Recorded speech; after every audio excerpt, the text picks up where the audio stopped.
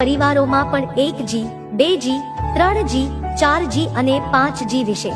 1G એટલે કે આપણા વડદાદાઓ ગોળ, રોટલો, કઢી, ધોતી, કેડિયું પેઢી. રાત દાડો જોયા વગર મજૂરી કરીને જેમ તેમ ગાડું ગબડાવ્યું. ટૂંકમાં આ પેઢીએ જીવન ચલાવ્યું ને કંઈક ભેગું કર્યું. 2G એટલે આપણા દાદાઓ ઘી દૂધ, શીરોંગ, ધોતિયું પહેર ટોપી. જેટલા મહેનતુ એટલા જ ગણતરીવાળા. શિક્ષણનું મહત્વ આ લોકો બહુ પહેલા સમજી ગયા અને આપણા બાપાઓને ભણાવ્યા. જે પોતે ભણી ના શક્યા એમને બચત કરી શહેરો તરફ તગડ્યા અને એમને નોકરી ધંધામાં વાળ્યા. ટૂંકમાં આ પેઢીએ ભેગું કર્યું. 3G એટલે આપણા બાપાઓ શ્રીખંડ, રસ, રોટલી, પેન્ટ શર્ટ, સફારી, બૂટ મોજા. શહેરોમાં બચકું બાંધીને આવ્યા. કરકસર, સંઘર્ષ, આયોજન, સેફ સાહસો કર્યા. ખૂબ રાજકીય, સામાજિક, ધાર્મિક પહોંચ બનાવી. ખૂબ મહેનત કરી અને આજે દુકાનો, કારખાના, ઓફિસો, જમીન જાયદાદ, ગાડી બંગલા ખડા કરી દીધા. તમારા પપ્પાને આજે એમની સંઘર્ષની જૂની કહાની પૂછજો, મજા આવશે. ટૂંકમાં આ પેઢીએ કંઈક વધાર્યું.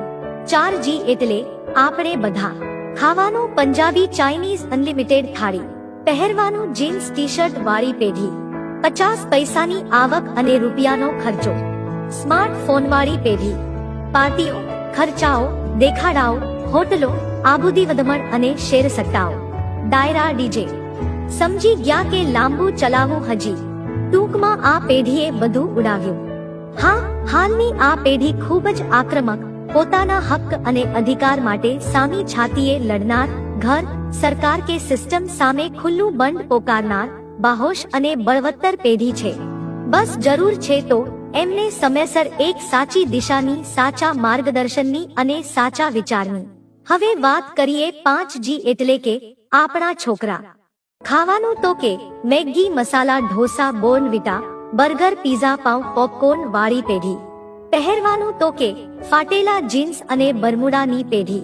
લાઈફમાં બધું જ એકદમ સેટ, એકદમ રેડી. કોઈ જ ટેન્શન નહીં, કોઈ મગજમારી નહીં, કોઈ જવાબદારી નહીં, કોઈ ચિંતા કે ઉચાટ નહીં. લાઈફમાં કોઈ મિશન કે મહત્વાકાંક્ષા પણ નહીં. ઘર, ગાડી, બંગલા બધું જ રેડી ટુ યુઝ. ટૂંકમાં આ પેઢી તમારા જ પૈસે તમને પાર્ટી આપે, ગિફ્ટ આપે અને પાછા શીખવાડે કે પપ્પા આમ સ્ટાઇલમાં રહેવાનું.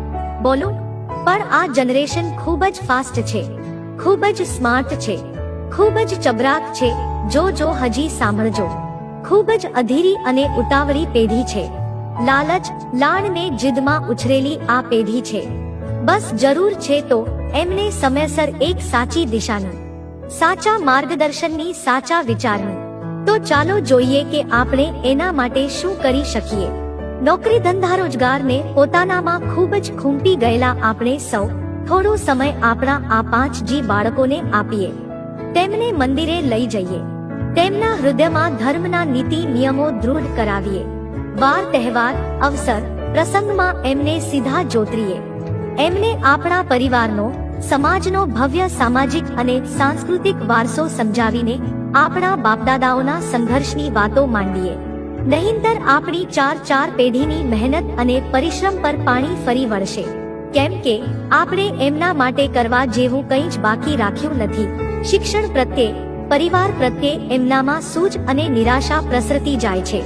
મહેનત, મજૂરી અને પરસેવાની કમાણી એટલે શું એ એમને ખબર નથી. કારણ કે 24 કલાક એરકન્ડિશનમાં રહે છે.